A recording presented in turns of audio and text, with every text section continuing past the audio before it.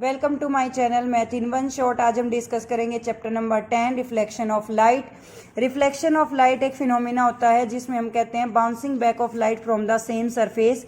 ये एक सरफेस हमने कंसिडर किया है, यहाँ पर हमारी कोई भी रे ऑफ लाइट जो है वो फॉल कर रही है और इसी से ये रिफ्लेक्ट बैक होकर जा रही है। तो ये रे बनेगी हमारी इंसिडेंट रे जो कि हमारी फॉल हो रही है। The ray of light that fall on the surface of a mirror that is called incident ray. ये बनेगी हमारी रिफ्लेक्टेड रे जो उसी सरफेस से टकरा कर वापस जा रही है और इन दोनों को एक रे सेपरेट करती है जिसको हम कहते हैं नॉर्मल रे। नॉर्मल रे के और इंसिडेंट रे के बीच में जो एंगल आता है उसको हम कहते हैं एंगल ऑफ इंसिडेंस। और रिफ्लेक्टेड रे के और नॉर्मल रे के बीच में जो एंगल आता है उसको हम कहते हैं आर एंगल ऑफ रिफ्लेक्शन। अगर रिफ्लेक्शन का फिनोमिना है तो रिफ्लेक्टेड एंगल बनेगा, रिफ्लेक्टेड रे होगी, इंसिडेंट रे होगी, इंसिडेंट एंगल बनेगा और जो दोनों रे को सेपरेट करेगी उसको हम कहेंगे normal ray. Reflection of light a highly polish surface such as mirror. और रिफ्लेक्शन ऑफ लाइट का फिनोमिना ओपेक ऑब्जेक्ट के ऊपर परफॉर्म किया जाता है। Reflect most of the light falling on it. You are already familiar with the law of reflection of light. Law of reflection of light दो है हमारे पास, normal ray, incident ray and reflected ray. All three lie in the same plane. ये तीनों रे एक ही plane में लाई करती हैं। एंगल ऑफ इंसिडेंस इक्वल आता है एंगल ऑफ रिफ्लेक्शन के। The angle of incidence is equal to the angle of reflection. The incident ray, the normal ray mirror at the point of incidence और reflected ray all lie in the same plane. These laws of reflection are applicable to all type of the reflecting surface, including the spherical surface. You are familiar with the formation of image by a plane mirror. What are the properties of the image? Image formed by a plane mirror are always virtual and erect. हमें हमेशा ही पता होना चाहिए कि एक plane mirror जिस image की formation देता है वो हमेशा ही कैसी बनेगी, वर्चुअल और इरेक्ट बनेगी। The size of the image is equal to the size of object. Image और ऑब्जेक्ट का साइज क्या रहेगा, इक्वल। यहाँ से दो क्वेश्चन जनरेट होते हैं। Image formed by plane mirror is always virtual and erect. एक तो नेचर आ जाएगा, सेकंड आ जाएगा आपकी कैसी साइज की बनेगी, तो वो साइज बनेगी equal to the size. The image formed is behind the mirror as the object in front of it. Further the image is laterally inverted. Laterally inverted का मतलब होता है कि नॉर्मल जो मिरर होता है हमारे घर पर वो लेटरल इन्वर्जन के फिनोमिना को शो करता है, यानी कि लेफ्ट साइड हमें राइट दिखाई देती है और राइट हमें लेफ्ट दिखाई देती है। अगर मैं बी अल्फाबेट की मिरर इमेज की बात करूं तो यहाँ पर मैंने एक मिरर लगा दिया तो उसकी मिरर इमेज कुछ इस तरीके से दिखाई देगी। कुछ अल्फाबेट ऐसे हैं जिनकी वर्टिकल सिमेट्री है, कुछ ऐसे हैं जिनकी हॉरिजेंटल है और कुछ अल्फाबेट ऐसे हैं कि जो लेटरल इन्वर्जन के फिनोमिना को कंसीडर करते हैं। Let us explore. जो हमारी नई स्पून होती है, नए बर्तन हम मार्केट से लेकर आते हैं, वो इतने चमकदार होते हैं कि उनमें हम अपने फेस को भी देख सकते हैं।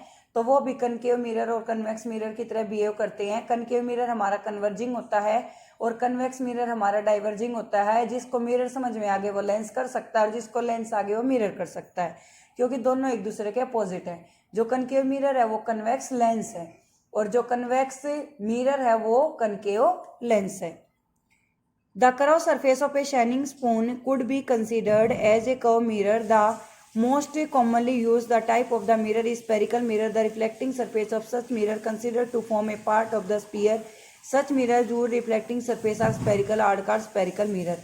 The mirrors whose reflecting surface are spherical. वो मिरर्स जिनका रिफ्लेक्टिंग सरफेस भी स्पेरिकल होता है उनको हम कहते हैं spherical mirror. We shall now study about the spherical mirror in some detail. Spherical mirror में हमारी तीन टाइप हो जाएंगी, प्लेन मिरर, कनकेव मिरर और convex mirror. The reflecting surface of a spherical mirror में भी कर्व्ड इनवर्ड और outward, या तो इनवर्ड हो सकता है या आउटवर्ड हो सकता है। जैसे कि ये इनवर्ड है और ये इनवर्ड और ये आउटवर्ड है। कनकेव का देखें तो वो इनवर्ड है और कन्वेक्स का देखें तो आउटवर्ड है। कन्वेक्स का कैसा है, आउटवर्ड है। कनकेव का कैसा है, इनवर्ड है। इस स्पेरिकल मिरर वो reflecting surface is curved inward, is centre of the sphere is called concave mirror. Concave mirror का कैसा होगा, इन। कनकेव का कैसा होगा, इन। और कन्वेक्स का कैसा होगा, out. Then the centre of a sphere is concave mirror. Spherical mirror वो reflecting surface is outward is called convex mirror. The systematic representation of the mirror as shown. You may note the diagram back of the mirror is shaded. You may now understand that the surface of the spoon is curved inward and approximate to a concave mirror. Then The approximate to the concave mirror, the surface of spoon is plugged outward, approximate to convex mirror. Before we move further on a spherical mirror, we need to recognize and understand the meaning of few terms. These terms are commonly used in discussion about the spherical mirror. The center of reflecting surface of a mirror is called a pole.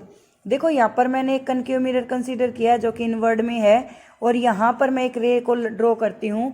ये मेरी जो रे होती है इसको हम imaginary line बोलते हैं, जिसको हम कहते हैं प्रिंसिपल एक्सिस। यह हमारा होगा पोल, यहाँ आता है फोकस पॉइंट, और यहाँ आता है हमारा सेंटर। अब जो हमारा ये पोल है, ठीक है, इसी की प्रॉपर डेफिनेशन क्या होगी? The centre of the reflecting surface of a spherical mirror is called a pole. कि मिरर के बीच में जो एक पॉइंट लाई करता है उसको हम पोल कहते हैं। It lies on the surface of the mirror, the pole is usually represented by the letter P. Focus point से लेकर पोल तक की जो डिस्टेंस होती है उसको हम फोकल लेंथ कहते हैं। सेंटर से लेकर पोल तक की डिस्टेंस को हम क्या कहते हैं? रेडियस ऑफ ए कर्वेचर कहते हैं। The reflecting surface of a spherical mirror form A sphere. The sphere has a centre and the point is called centre of curvature, जो मैंने आपको अभी भी समझाया। It represented by the letter C. Please note that the center of the curvature is not a part of the mirror. It lies outside the reflecting surface. The center of curvature of a concave mirror lies in front of it, however, behind it. In case of a convex mirror, you may note the radius of a sphere which the reflecting surface of a spherical mirror form a part called the radius of the mirror.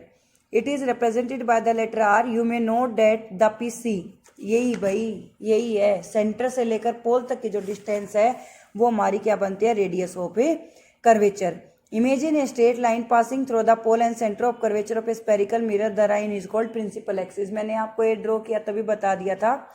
Remember that the principal axis is a normal to the pole. Let us understand an important term related to the mirror through an activity.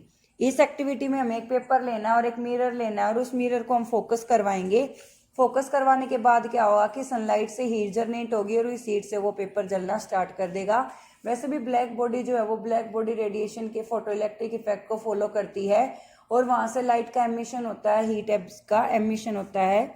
The paper is first begin to burn producing smoke, eventually it catch fire. Why does it burn? The sun is converge at the point of sharp bright spot in spot of the light image sheet of the paper. The point is focus of a concave mirror. The heat produced due to the concentration of sunlight ignite the paper. The distance of the image position mirror gives the approximate value of focal length. Let us try to understand the observation with the help of ray diagram. A number of rays parallel to the principal axis falling on a concave mirror.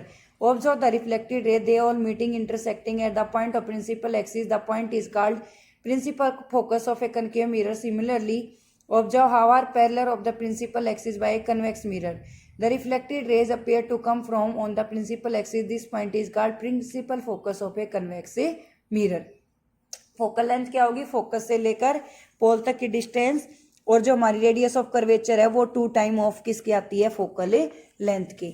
ये जो C F है हमारी वो किसके equal आएगी? F P के, यानी कि फोकल लेंथ 2 टाइम होगी किसकी? रेडियस की। तो रेडियस किसके इक्वल आ जाएगी? 2 मल्टीप्लाई एफ की। The reflecting surface of a spherical mirror by large spherical surface has a circular outline. The diameter of reflecting surface mirror is called aperture. ये जो total diameter होता है उसको हम अपर्चर कहते हैं, ये टोटल सरफेस जो होता है। We shall consider in discussion spherical mirror aperture whose radius of curvature is there is relationship between radius of curvature and focal length. Yes, R is equal to 2f. This implies the principal focus of a spherical mirror lie in between pole and center of curvature. तो इससे क्या prove होता है कि जो हमारा focus point है वो हमारा पोल और सेंटर ऑफ मिरर के बीच में लाई करता है। तो इस तरीके से आई रिपीट इट अगेन, कोई भी आपने एक मिरर लिया उसका सरफेस आपका अपर्चर रहेगा, एक इमेजिनरी लाइन जो उसके अंदर से पास होगी वो आपकी प्रिंसिपल एक्सिस रहेगी, फोकस से पोल तक की डिस्टेंस हमारी फोकल लेंथ रहेगी, सेंटर से लेकर पोल तक की डिस्टेंस हमारी रेडियस ऑफ कर्वेचर रहेगी। और पहला इस चैप्टर का फॉर्मूला क्या आता है कि आर किसके इक्वल होगा? 2f के, यानी कि radius of curvature 2 time of किसकी आएगी? फोकल लेंथ की। Thank you so much for watching, bye.